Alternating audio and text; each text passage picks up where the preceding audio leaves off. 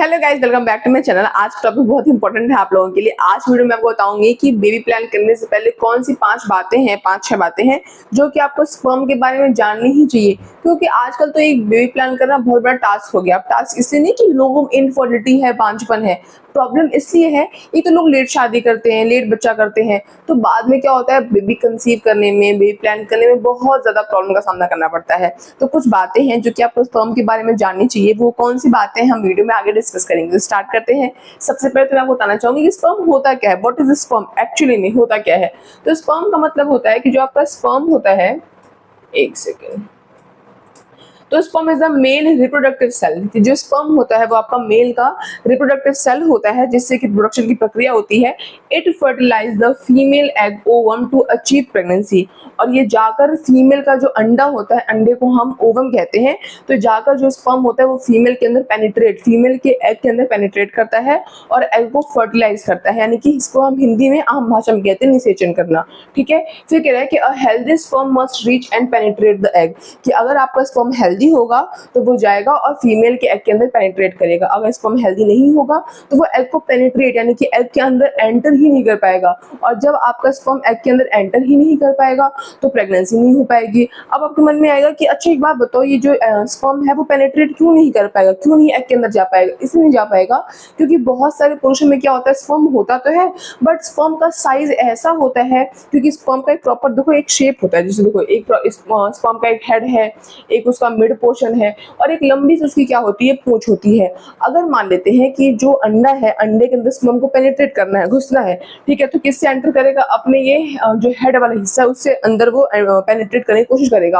अब अगर हेड का शेप प्रॉपर नहीं होगा, अच्छा नहीं होगा, तो वो एग के अंदर पेनिट्रेट नहीं कर पाएगा। जब पेनिट्रेट ही नहीं करेगा तो प्रेगनेंसी हो नहीं पाएगी। ठीक है। तो ये तो मैंने बताया आपको बेसिक सा कि स्पर्म होता क्या है। ये एक बेसिकली स्पर्म का एक शेप होता है, मतलब एक प्रॉपर उसका एक अच्छा सा शेप होना चाहिए। एक उसका हेड होता है, मिड पोर्शन होता है, लंबी सी टेल होती है, पूंछ होती है। सोचो कि स्पर्म में पूंछ ही होती है।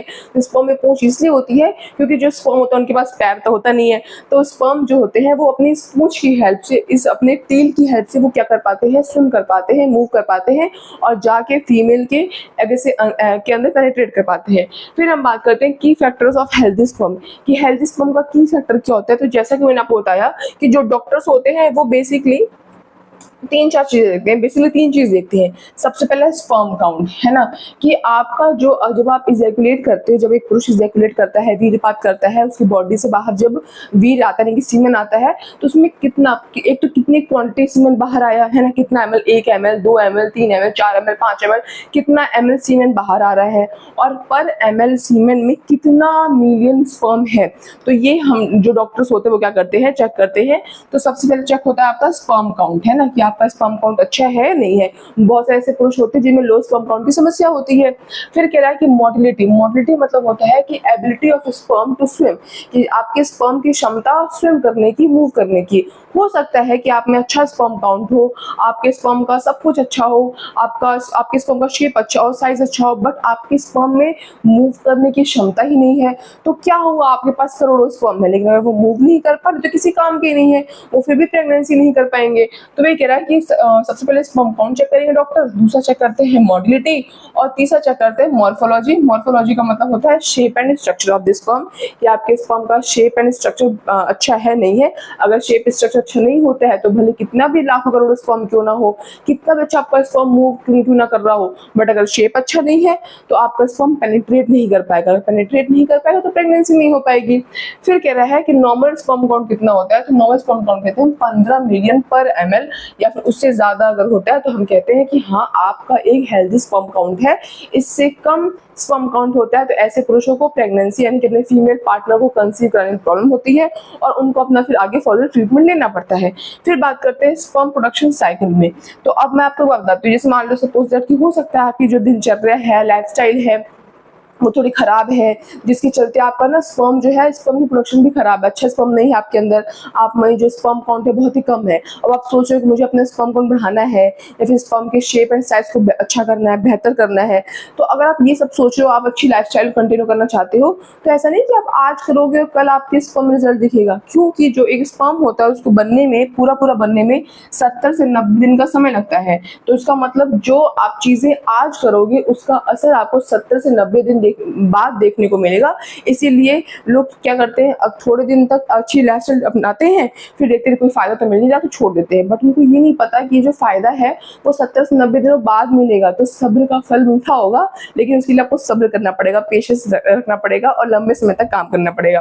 तो कह रहा है कि जो लाइफस्टाइल चेंज है, मतलब अगर हम चेंज करते हैं तो उसका रिजल्ट 2 to 3 मंथ्स के बाद शो होता है। इसलिए आपको धैर्यपूर्वक अपने ऊपर काम करना चाहिए और आपको सफलता जरूर मिलेगी। फिर हम बात करते हैं फैक्टर्स वो जो कि आपके स्पर्म को क्वालिटी को रिड्यूस कर देते हैं, कम कर देते हैं, खराब कर देते हैं। तो स्मोकिंग, ठीक है, अल्कोहल कंजम्पशन, आपकी अगर डाइट बहुत अनहेल्दी है, अगर आप बहुत ही एक्सेस हीट, लैपटॉप अगर आपने लैब पे अपनी दूध लेके काम करते हो, बहुत टाइट अंडरवेयर पहनते हो तो उससे प्रॉब्लम हो जाती है। सोचोगे ये नहीं, ऐसा कुछ नहीं होता, ऐसा मिथ है। तो देखो एक टेम्पररी बेस पे असर डालता है। ऐसा क्यों डालता है, ऐसा क्यों कह रही हूँ मैं, ऐसा इसलिए कह रही हूँ क्योंकि जो आपका स्पर्म है वो बताओ कहाँ बनता है, आपके शरीर के बहुत अंदर कहीं एब्डोमेन, पेट वेट में तो बन नहीं रहा है, वो टेस्टिकल्स में बन रहा है जो कि आपके शरीर के बाहर है। तो ऑब्वियसली बाहरी फैक्टर उसके ऊपर अपना प्रभाव छोड़ेंगे। इसीलिए बहुत ही टाइट अंडरवेयर पहनना, अपने एक्सेस हीट जो कि आप लैपटॉप को गोद रख के काम कर रहे हो तो उससे उसके ऊपर प्रभाव पड़ता है। क्योंकि हमको पता है कि जो स्पर्म बनता है, स्पर्म बनने के लिए एक तापमान चाहिए होता है जो कि हमारे शरीर के तापमान से कम तापमान चाहिए होता है।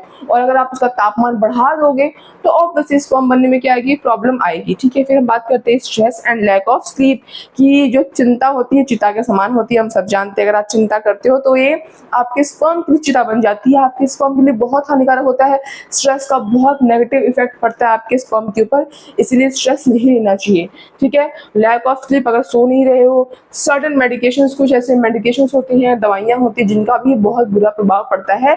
तो कुछ चीजें इसके अंदर है जो कि आप कंट्रोल कर सकते हो, और कर सकते हो तो उससे बेहतर क्या हो सकता है, आपके स्पर्म पे उसका अच्छा इफेक्ट देखने को मिलेगा। अब बात करते हैं कैसे हम अपने स्पर्म की हेल्थ को इम्प्रूव कर सकते हैं। तो अच्छी हमें डाइट लेनी चाहिए, फ्रूट्स, वेजिटेबल्स, नट्स। मेनली आपको ऐसे खाद्य पदार्थ खाना चाहिए जिनमें जिंक की मात्रा क्या होती है, ज़्यादा होती है। ठीक है, आपको रेगुलरली एक्सरसाइज करना चाहिए, स्मोकिंग नहीं करना चाहिए, अल्कोहल पे लिमिट लगा दो या पियो ही नहीं।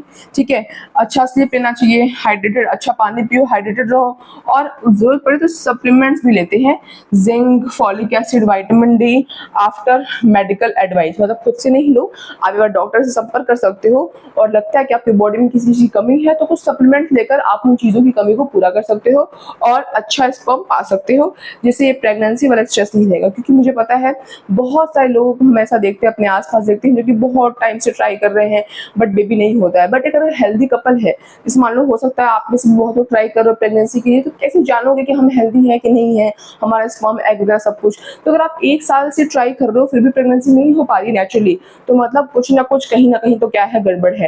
क्योंकि एक हेल्दी कपल जो होते हैं वो मतलब वैसे तो 2-3 महीने में रिजल्ट उनको मिल जाता है, बट मैक्स टू मैक्स 1 साल तक ट्राई कर लो। बट उसके बाद आप अगर कंसीव नहीं कर पा रहे हो तो प्रॉब्लम है, और बिना किसी देरी के आपको तुरंत डॉक्टर के पास जाना चाहिए। और ऐसा नहीं सिर्फ बीवी का ही चेकअप कराना चाहिए, जो मेल एंड फीमेल है दोनों का चेकअप होना चाहिए, और दोनों के चेकअप पता चले किसी में क्या प्रॉब्लम है, क्या सुधार कर सकते हैं। और फिर कह रहा है कि बेस्ट टाइम फॉर कंसेप्शन, कि ऐसा भी हो सकता है कि सब कुछ बेहतर है, स्पर्म बेहतर है, एग बेहतर है, सब कुछ बेहतर, बट टाइमिंग खराब है। अब टाइमिंग खराब से होने से क्या होगा कि जो फीमेल होती है वो पर्टिकुलर किसी डेज पे ही प्रेग्नेंट हो सकती है। वो मेल की तरह हर टाइम ऐसा नहीं कि जो पुरुष हैं वो तो कभी भी फीमेल को प्रेग्नेंट कर सकते हैं, जो अपने पार्टनर प्रेग्नेंट कर सकते हैं, बट फीमेल हर टाइम महीने के सभी दिन में प्रेग्नेंट नहीं हो सकती है। कुछ टाइम होता है, हमको वो टाइम जानना चाहिए। अगर आप वो टाइम नहीं जानते हो तो मैंने बना रखा है कि फीमेल किस दिन संबंध आने से प्रेग्नेंट होती है, आप जाकर पूरी वो चेक कर सकते हो। बट फिर मैं बताना चाहती हूँ कि ओवुलेशन का जो दिन होता है, यानी जिस दिन आपके ओवरी से एग बाहर आता है उस दिन संबंध बनाओ, या उससे 4-5 दिन पहले से संबंध बनाओ, अल्टरनेट डेज भी बना सकते हो। उससे प्रेगनेंसी के चांसेस बहुत ज़्यादा हाई होते हैं। तो ऐसा होता है बहुत सारे कपल्स के साथ, उनको ये बात पता नहीं होती है, तो सब कुछ अच्छा होते हुए भी वो टाइमिंग मिस कर देते हैं, जिसके चलते प्रेगनेंसी नहीं हो पाती है। ठीक है, तो कह रहा है कि इंटरकोर्स करना होता है फर्टाइल विंडो के दौरान, कभी भी इंटरकोर्स करने से प्रेगनेंसी नहीं होती है। टाइमिंग क्या है, बेस्ट टाइम क्या है कि आपके ओवुलेशन से 4-5 दिन पहले या फिर ओवुलेशन वाले दिन संबंध आने से प्रेगनेंसी हो जाती है। ठीक है, डॉक्टर के पास कब जाना चाहिए, कब टेस्ट करना चाहिए, अगर आपकी प्रेगनेंसी नहीं हो रही है 1 साल ट्राई करने के बाद भी, और अगर आपकी एज बहुत ज़्यादा है, ठीक है, और उस कंडीशन पे 6 महीने से आप ट्राई कर रहे हो, प्रेगनेंसी नहीं हो रही है, उस कंडीशन पे आपको डॉक्टर के पास जाना चाहिए। रिकमेंडेड टेस्ट, कौन सा टेस्ट डॉक्टर रिकमेंड करते हैं? Semen analysis. फीमेल्स में तो बहुत सारे टेस्ट होते हैं, कई सारे टेस्ट होते हैं, कितनी प्रॉब्लम्स होती हैं, बट मेल में आपको इतनी घबराना भी नहीं है। डॉक्टर के पास जाना है, अपने सीमेन का सैंपल देना है, डॉक्टर खुद बता देंगे क्या क्या प्रॉब्लम है, क्या क्या प्रॉब्लम नहीं है, ठीक है। तो ये सारी चीज़ें हैं जो कि आपको बेबी प्लान करने से पहले पता होना चाहिए, जिससे आपका स्ट्रेस भी कम होगा और ज़रूर आपको बेहतरीन रिजल्ट कुछ दिनों में, आपको कुछ ही महीनों में, या फिर मैक्स टू मैक्स 1 साल में तो रिजल्ट मिल ही जाएगा। तो वीडियो कैसी लगी कमेंट सेक्शन में ज़रूर बताना, और नेक्स्ट टॉपिक, नेक्स्ट किस चीज़ में वीडियो चाहते हो मुझे वो भी बताना। वीडियो कैसी लगी और उसके लिए लाइक कर देना, सब्सक्राइब कर देना, और चैनल को शेयर, सब्सक्राइब सब कुछ कर देना, ठीक है, और एक हाई बटन होगा उसको प्रेस करना। That's all, bye guys.